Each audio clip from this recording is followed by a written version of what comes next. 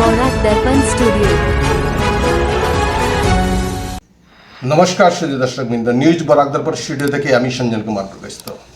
আজকের দেশ বিদেশের গুরুত্বপূর্ণ খবর। হিমাচল প্রদেশে ঘটেছে একটি ভয়ঙ্কর সড়ক দুর্ঘটনা। এই দুর্ঘটনায় মান্ডির সরকাঘাট অঞ্চলে একটি যাত্রীবাহী বাস নিয়ন্ত্রণ হারিয়ে গভীর কাদে পড়ে যায়। ফলে বাসে থাকা যাত্রীদের মধ্যে প্রায় 25 জন যাত্রী গুরুতরভাবে আহত হয়েছেন। এর মধ্যে কয়েকজনের অবস্থা আশঙ্কাজনক এবং তারা জীবন মৃত্যুর সন্ধিক্ষণে রয়েছেন বলে জানা গেছে। ইতিমধ্যে ঘটনাস্থলে পুলিশ বাহিনী ও উদ্ধারকারী দল উপস্থিত হয়ে উদ্ধার অভিযান চালিয়ে যাচ্ছে।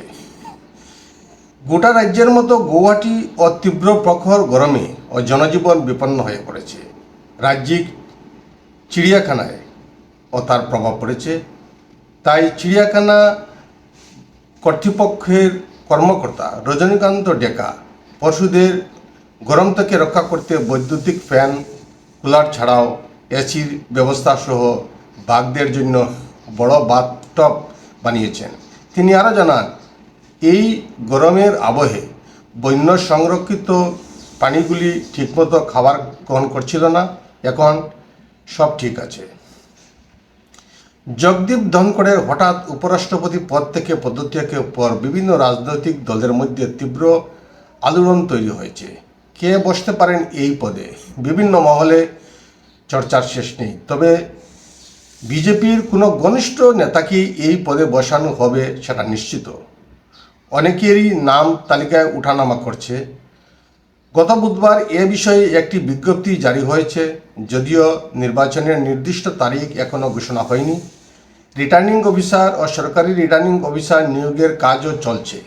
এই নির্বাচনে সংখ্যার দিক থেকে বিজেপির নেতৃত্বাধীন এনডিএ এগিয়ে থাকায় তাদের প্রার্থী জয়ী হবেন বলে আশাবাদী। রাশিয়ার আঙ্গারা এয়ারলাইন্স পরিচালিত AEAN 34 বিমানে 6 জন শিশু, 2 জন পাইলট, 6 জন কেবিন ক্রু এবং 43 জন যাত্রী নিয়ে রাশিয়া থেকে ছেড়ে আসার পর চীনের সীমান্তের কাছে পৌঁছতেই হঠাৎ করে রাডারের সাথে সংযোগ বিচ্ছিন্ন হওয়ার পর আতঙ্ক ও উদ্বেগ ছড়িয়ে পড়ে। এই ঘটনার পর উদ্ধার অভিযানে তৎপর রয়েছে সংশ্লিষ্ট সংস্থাগুলি। বিমানটির অবস্থান খুঁজে বের করার চেষ্টা চলছে জোর কদমে। ভারত ও ব্রিটেনের মধ্যে মুক্ত বাণিজ্য চুক্তির নীল নকশা ব্যাখ্যা করলেন প্রধানমন্ত্রী মোদী। এই দ্বিপাক্ষিক বাণিজ্য $3,400 কোটি বৃদ্ধি পাবে বলে আশাবাদী তিনি। ব্রিটেন 2020 সালে ইউরোপীয় ইউনিয়ন থেকে বেরিয়ে আসার পর এটি কোনো দেশের সঙ্গে সবচেয়ে বড় বাণিজ্য চুক্তি। ভারতের বিদেশমন্ত্রী পীযূষ গোয়েল এবং ব্রিটেনের বাণিজ্যমন্ত্রী জোনাথন রেনল্যান্ডের মধ্যে এই চুক্তি স্বাক্ষরিত হয়েছে। এই চুক্তির ফলে ব্রিটেনের বাজারে ভারতীয় বস্ত্র, জুতো, মূল্যবান রত্ন, গয়না, সামুদ্রিক খাবার এবং প্রযুক্তিগত পণ্য আরও বেশি করে পাওয়া যাবে। পাশাপাশি ভারতের কৃষিজাত পণ্য এবং খাদ্য প্রক্রিয়াকরণ শিল্পের জন্য ব্রিটেনের বাজার আরও প্রশস্ত হবে বলে মনে করছেন তিনি।